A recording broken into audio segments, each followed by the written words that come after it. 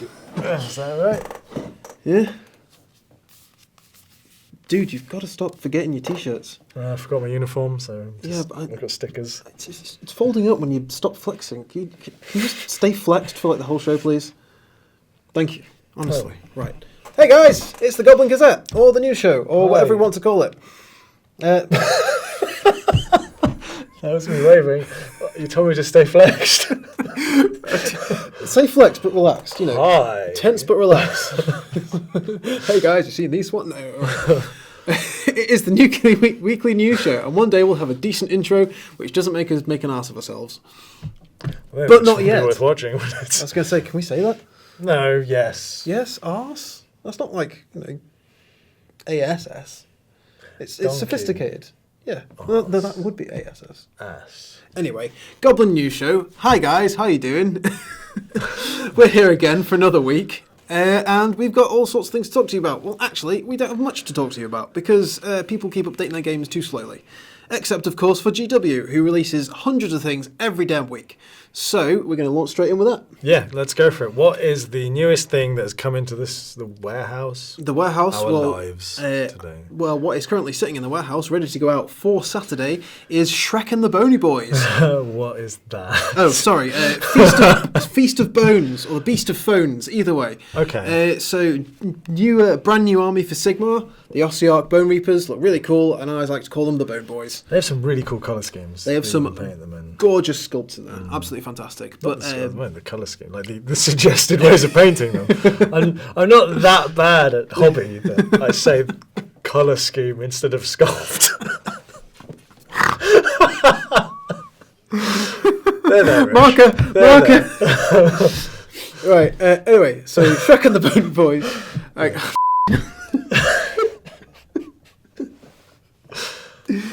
Oh, Jesus. It's a big box set. Yeah, it's a big box. Yeah. So massive box set full of Boney Boys. It really is a proper 2-player starter set as well. Stop laughing. It's really good. You and your Boney bros can pick up this box set. Sit around a table and play with your Boney Boys. Yeah, that does not sound good. You and your Boney Bros can come sit around with your Boney Boys. Yeah, and you know what? That should be their tagline. You could buy 2 sets and then you could play with your friends' Boney Boys. Okay, we've got to stop. Marker, speed.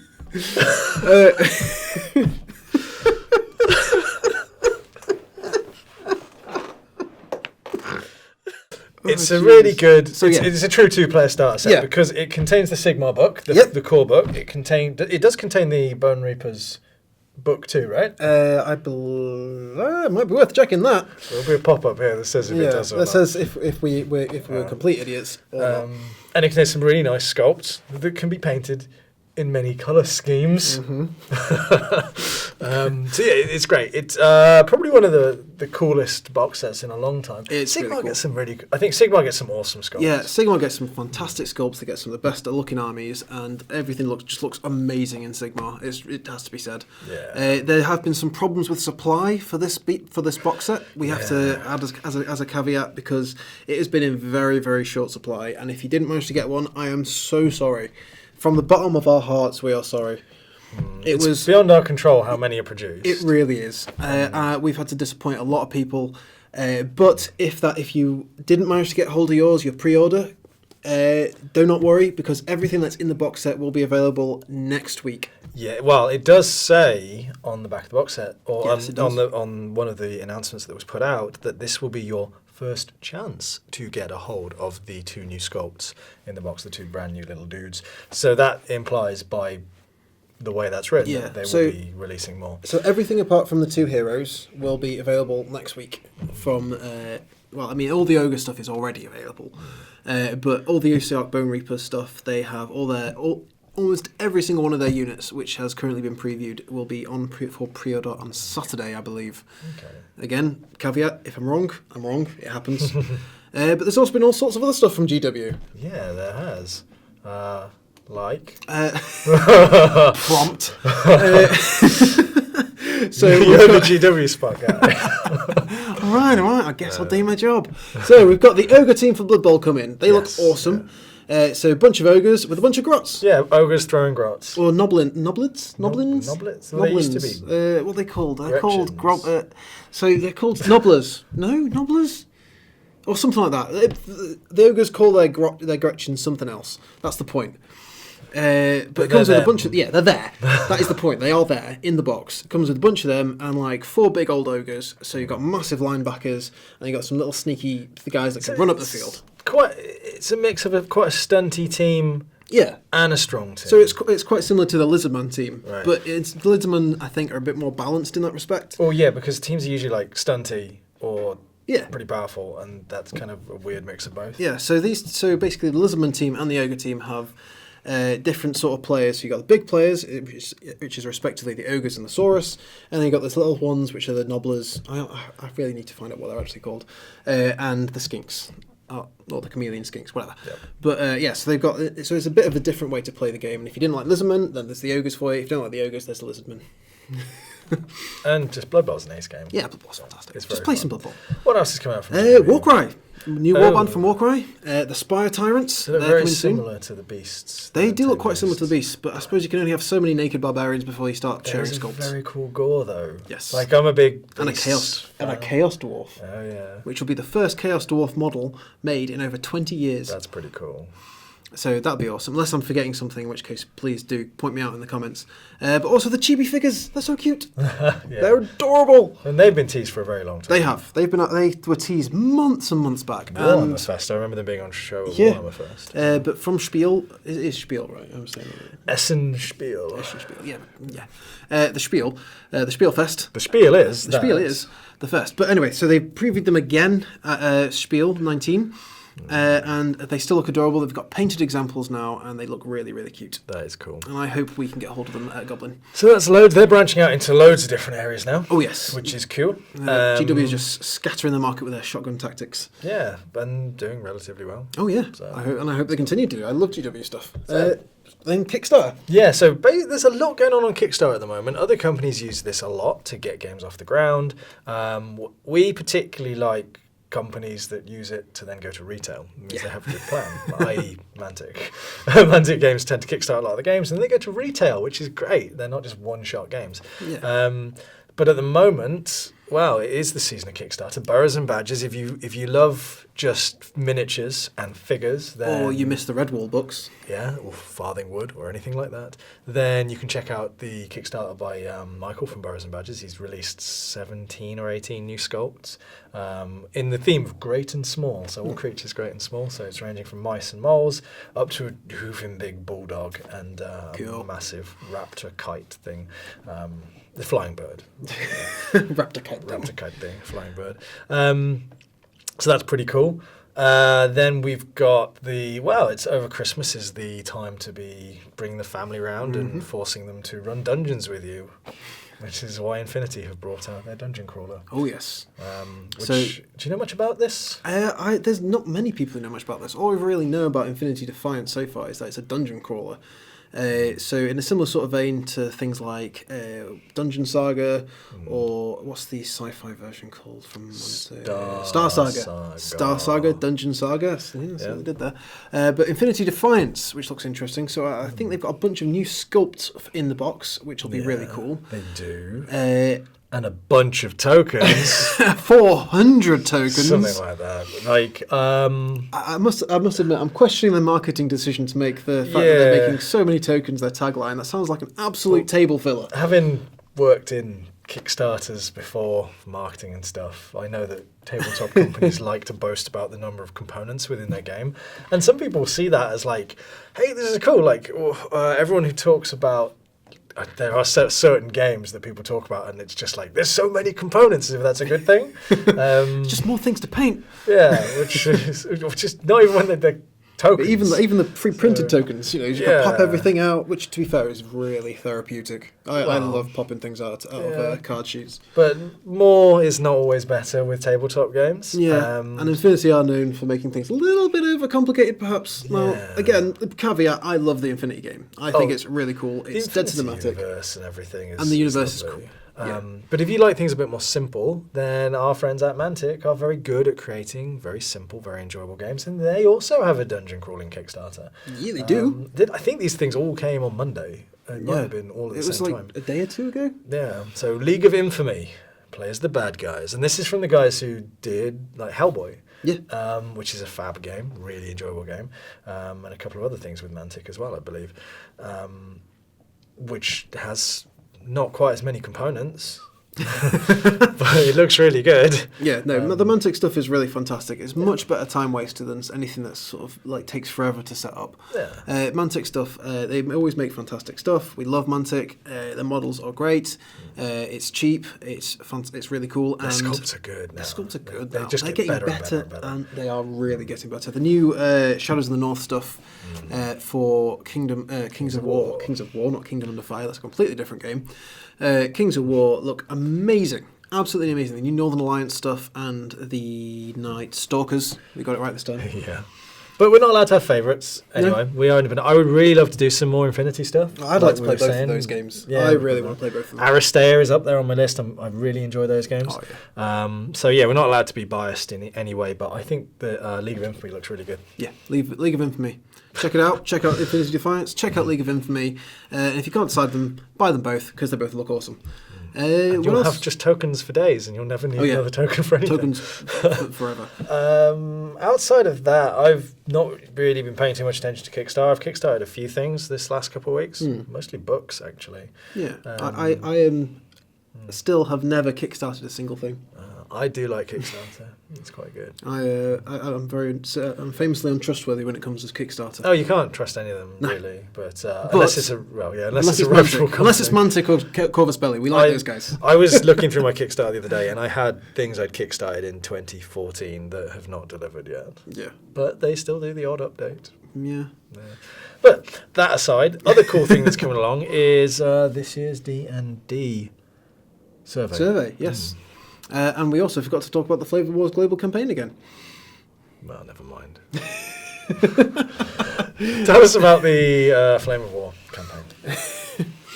Okay, and the next thing we've got, just before we launch into what the video will undoubtedly be titled about, is the Flames of War have just launched their global campaign.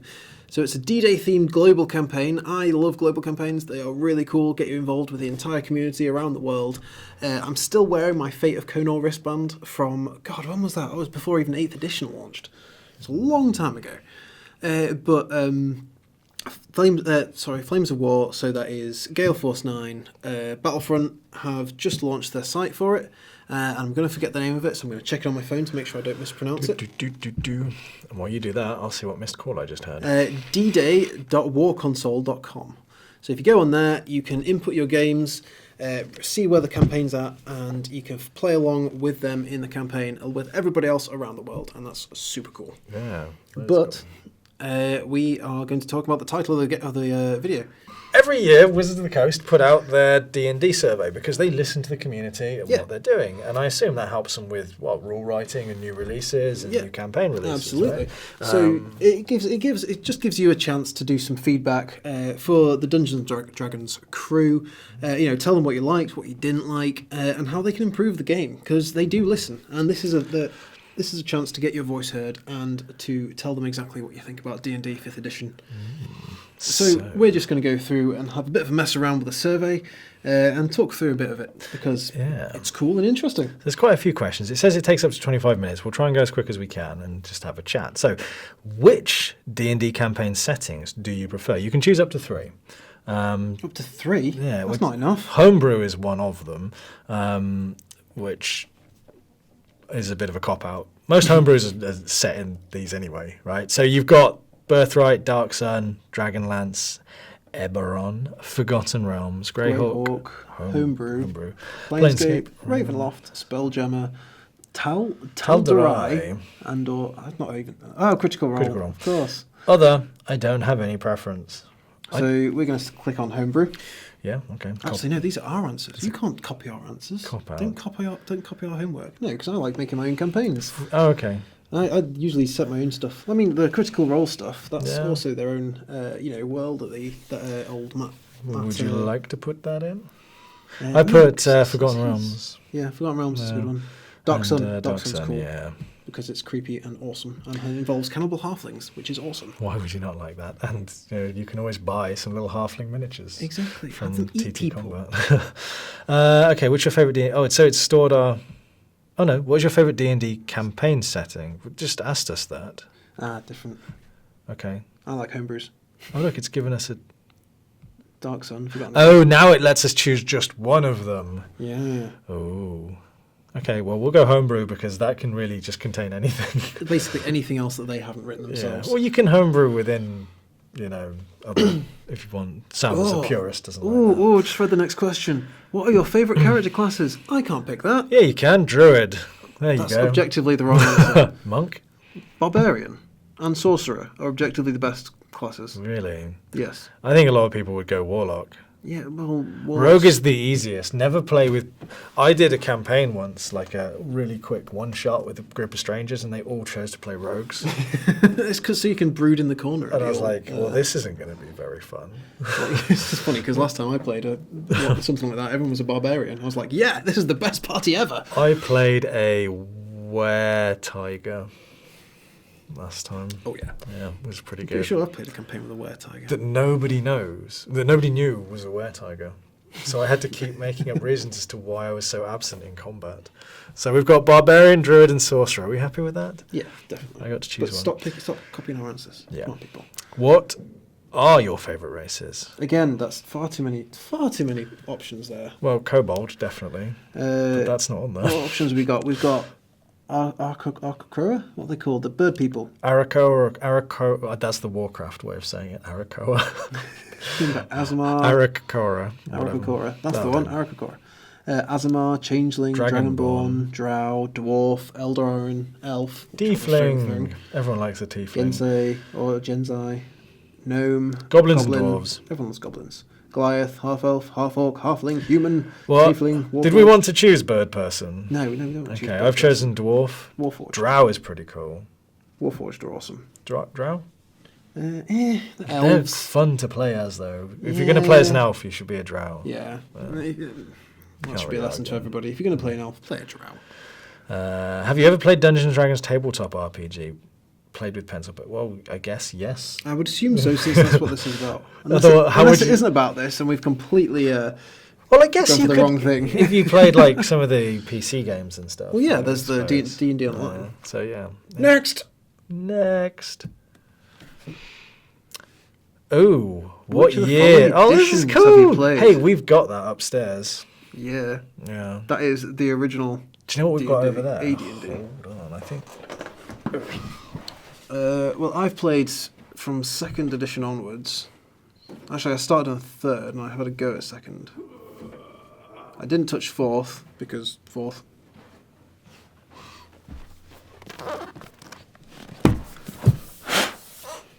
Oh yeah, it's got some atmospheric dust on there. It does. Lots of it, and a spider that's Oop. been squished. Sorry, Alright, dude. It's already gone. That's 5th edition. Yeah, it is.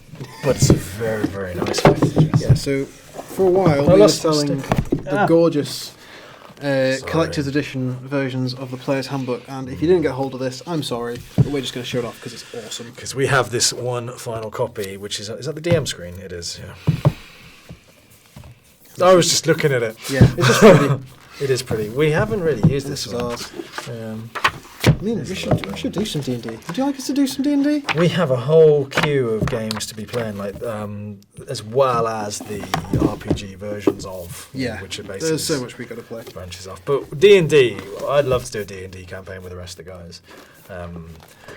You could just podcast it, really, couldn't you? That's Exactly. the done thing. We could do a couple of one-shots to see if people enjoy it, I suppose. If you want to see us do a D&D campaign and roll up our characters together, that could be fun. Yeah, actually. comment. Tell us. Oh, you've already clicked these? Yeah. Okay, yeah, that's cool. While I was faffing around. Which edition did you play first? Second, edition. third, fifth? That's probably about right. Yeah, this is basically my answers for this. Rich is just here to press buttons for me. Yeah, I'm contributing. There goes my sticker. What was the last time? When was the last time you played 5th edition? Oh God, It's been a couple months for me. I was going to say more than 6 months for me. I'm afraid. Oh, and you call yourself a true. I've been playing other things. It's because the groups can never get together at the same time. That's always the problem. What's your favourite source book of all time? Ooh, God, that's such a question. That is such a hard question. Of all time. Of all time. Let's have a look at some of them. There are so many options there. What would you go with? Just grab an image of plenty. God. I think my favourite source book of all time was a fairly obscure one, which was called... Oh, God, what is it called? Something like Winds of Magic, or... It was a 3rd edition one where it had loads of different ways to cast magic, and it had things like the True Namer. Deep Magic? No, that's not it.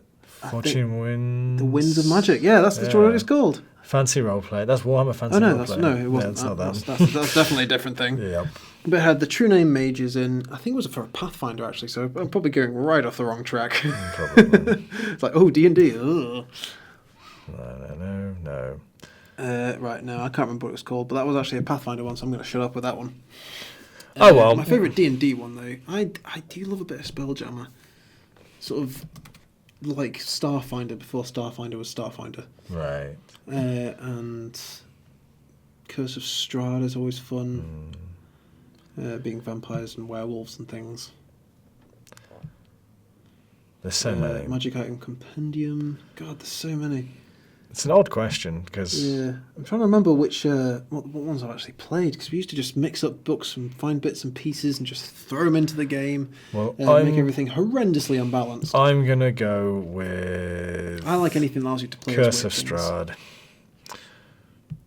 Because why not? Curse of Strahd. And interesting, they let you type your answer there. Ooh, and why? Because werewolves and zombies, obviously. Because Bram Stoker... That's not an innuendo, Dracula. It's good thematically, easy to dress for as well. Oh yeah, just grab yourself a cloak or a bathrobe. Yeah, easy to set dress for. Yeah, grab some pumpkins, and it's coming up to Halloween, so why not bust out your old Curse of Strahd book? Or Ravenloft, if you go back that far. Motivations for playing D&D. Well, that's interesting. So they really want to understand the motivations of the players and the player base. So what do you enjoy doing? Okay, Sam, I'll have to read these out and you tell me. Yeah, because I'm not actually wearing my glasses, so I can't see. We'll go as quick as we can. Creating characters with detailed personalities, quirks, and motives. Very important. Well, that's very extremely important. Everyone likes to have fun More with important, character they're Richard. role-playing. More important, extremely important. Okay. Yeah. You can't answer extremely important to all of these. Characters, monsters are beautifully illustrated in the books. That's not necessarily as important to me. Yeah, it's theatre of the mind. Yeah, it's more about in your head than on the page. I've always considered doing with the tabletop figures, but it's not really needed. I've always used the figures, as long as there's something to represent it. We've always used at most a map on the table. Never really, we did look at making our own figures to represent our characters, but I don't know. Yeah, well, we used to buy the old blind boxes for the miniatures, so we get all sorts of. We've had all sorts of random monsters, and we'd use them to represent whatever the heck we needed them to. Fair enough. Like giants who were demons and things like that. Volunteering at Gen Con and similar events. I mean, that's a bit of a meh for me. Yeah, we don't. I'd like to, but it's creating not my own important to me. adventures and campaigns. I enjoy that. Extremely important. I see. For me, it's not as important, but I do enjoy doing that. That's Wait, the I Gen Con clicked one. the Gen Con one. There you go, Sam. You're a true community hero now. Overcoming challenges with careful decision making. When does that ever happen? They've never met my players. These guys have clearly never played D&D. Careful decision making. When does that happen? Yeah, somewhat important. It doesn't ever happen. Normally, we played what did we play? The Death Curse one. I can't remember what it was now. And basically spent 20 minutes arguing with each other over the best way to teach a giant singing ape how to make fire. Yeah. There's a bit of a Jungle Book thing going on there. For us, it was who to push down into the well of ghouls. Yeah. Being powerful. So, yeah. Next question. Being a powerful hero and that defeats villains and monsters. Well, wish fulfillment's pretty important. I'd go somewhat to vary. I mean, I'm not fussed about the fighting part of it necessarily. I just enjoy the whole D&D experience of spending an entire day walking around a town arguing with everybody. But yeah, bonding over a shared experience with my playgroup. I guess that happens. I mean, as you know, a nice sort of thing that sort of arises from the session. But yeah. Yeah, it's not what I go to play D&D for. Yeah. Maximising combat performance by carefully optimising attributes. No, I'm not a min-maxer at all.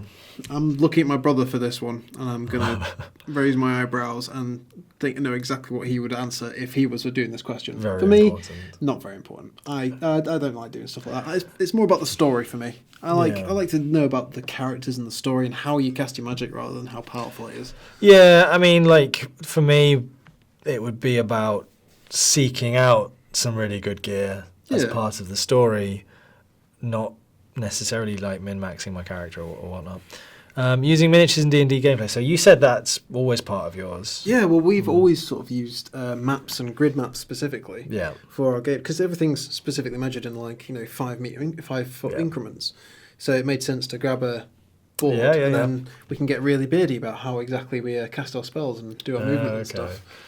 If you we tend to be, if you try and abstract that, you kind of lose a bit. Yeah, you have to have a good DM if you do. So, okay, cool. So I put very. But at the important. same time, it doesn't matter. You can play it all in your head. Yeah. Leading. Put it in the middle. Put it in the middle. In the middle. Yeah. So, oh, really? Okay. Yeah, somewhat important, but not massively. Okay.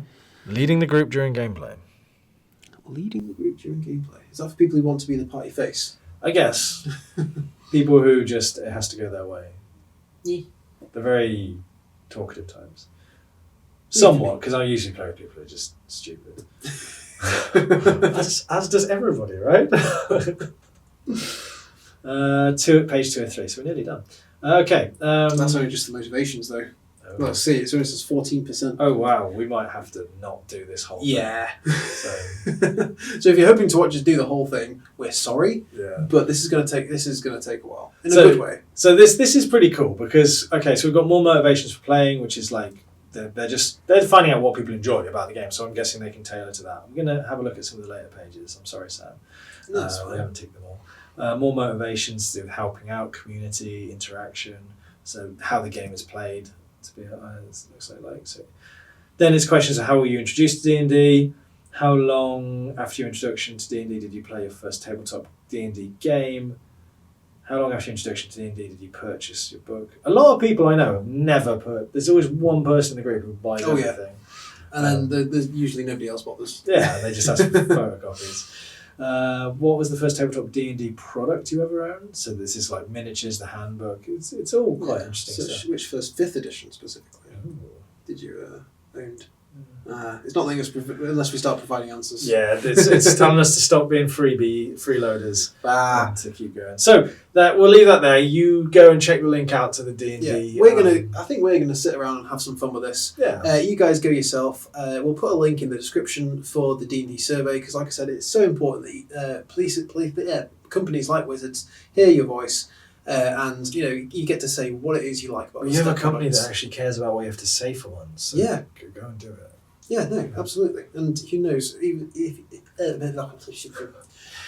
who knows? They might even take your advice into account. They might, and you might get a character named after you. Yeah.